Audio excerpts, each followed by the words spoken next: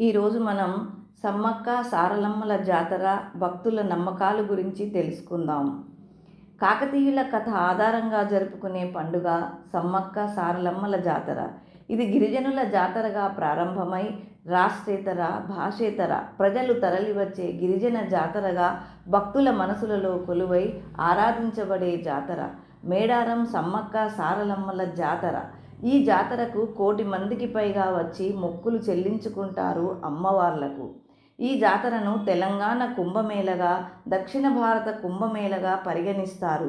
ఈ జాతరకు వెళ్ళాలంటే భక్తి కంటే ముందు శక్తి ఎక్కువగా ఉండాలి. ఈ జాతరను ఆసియా ఖండంలోనే అతిపెద్ద గిరిజన జాతరగా యునెస్కో వారిచే గుర్తింపు పొందినది.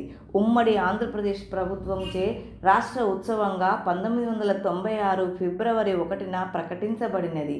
ఈ జాతర కేవలం ఒక ప్రదేశానికి పరిమితం కాకుండా బయ్యక్కపేట, కన్నెపల్లి, కొండాయి, పూనుగొండ్ల లాంటి గ్రామాలు మేడారం జాతరలో పాలు పంచుకుంటాయి. ఈ జాతరలో ప్రసాదం బెల్లం. దీనిని భక్తులు బంగారంగా భావిస్తారు. బంగారంగా పిలువబడే బెల్లాన్ని అమ్మవార్లకు నైవేద్యంగా తమ ఎత్తు అంటే తమ శరీర బరువుకు తూగే బెల్లమును సమర్పించుకుంటారు. పసుపు కుంకుమలను బండారిగా పిలుచుకుంటూ ఎంతో పవిత్రంగా భావిస్తారు. ఆ పసుపు కుంకుమల బండారిని అమ్మవారి నుండి పొందేందుకు భక్తులు ఆరాటపడతారు. ఇంకా జాతరలో ఎదురుకోళ్ళు సంప్రదాయానికి ఎంతో ఆదరణ ఉన్నది. అమ్మవార్లు గద్దెలకు వచ్చే సమయంలో కోడిని ఎగురవేసే సాంప్రదాయాన్ని ఎదురుకోళ్ళు అంటారు. అమ్మవారి గద్దెల వద్ద కొబ్బరికాయలు కొట్టుతారు. సంతానం కోసం వ్రతం చేస్తారు. తొట్టెలు, పిట్టలు కట్టుతారు. వేములవాడలో మాదిరిగా కోడెలు కట్టే సాంప్రదాయం మేడారం జాతరలో కూడా ఉన్నది.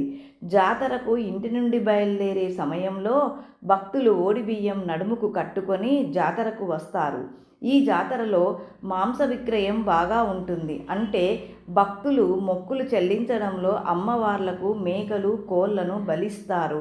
సారాయిని సేవించడం సైతం జాతర సమయంలో గిరిజనులు పవిత్ర కార్యంగా భావించడం విశేషం.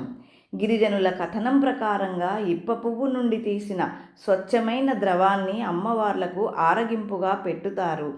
ఈ సందర్భంలో అమ్మవార్లు ఆవహించడం, భక్తులు పూనకంతో శివాలెత్తి ఊగిపోతూ వారి యొక్క కుటుంబ సభ్యుల యోగక్షేమాలు అడిగి తెలుసుకుంటారు. మరి విగ్రహాలు లేని విశిష్ట జాతర, గుడిగోపురాలు లేని మహా గొప్ప జాతర. సమ్మక్క సారలమ్మలకు, పగిడిద్దరాజుకు, గోవిందరాజులకు మొత్తం 4 గద్దెలుంటాయి. మొదట తునికి కర్రతో నాటి మట్టితో వేసిన గద్దెలుండేవి. కాలక్రమేణా సిమెంటు గద్దెలు అయినాయి. ఆ గద్దెలపై ఉన్న 2 కొయ్య చెక్కల వద్ద పసుపు కుంకుమ భరణీలను దేవతలుగా భావించి పూజలు చేస్తారు భక్తులు. ఈ జాతర 7 తప్పి 7 మాఘశుద్ధ పౌర్ణమికి బుధ, గురు, శుక్ర, శనివారాలలో 4 రోజులు అంగరంగ వైభవంగా జాతర నిర్వహిస్తారు. అయితే ఇప్పుడు మాత్రం ఒక సంవత్సరం మినీ జాతర, మరొక సంవత్సరం మహాజాతర జరుపుతున్నారు. వంశపారంపర్యంగా కోయ గిరిజనులే పూజారులుగా ఉంటారు. వీరిని వడ్డెలు అని పిలుస్తారు. సమ్మక్కకు 5గురు, సారలమ్మకు 6గురు పూజారులు ఉంటారు. వీరు జాతర సమయంలో ప్రత్యేక అలంకరణలో ఉంటారు. ఈ జాతరలో మొదటి రోజు బుధవారం నాడు సారలమ్మను కన్నెపల్లి నుండి మేళ తాళాలతో గద్దెలపై ప్రతిష్ఠిస్తారు. అదే రోజు పూనుగొండ్ల నుండి పగిడిద్దరాజును, కొండాయి నుండి గోవిందరాజులను కూడా గద్దెలపై ప్రతిష్ఠిస్తారు.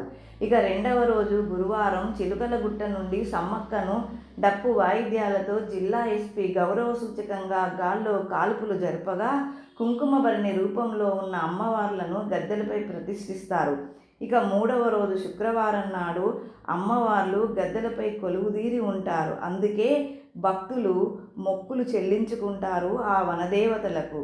ఇక 4వ రోజు శనివారం రోజున వనప్రవేశం చేయడంతో జాతర వైభవం ముగుస్తుంది. Thank you.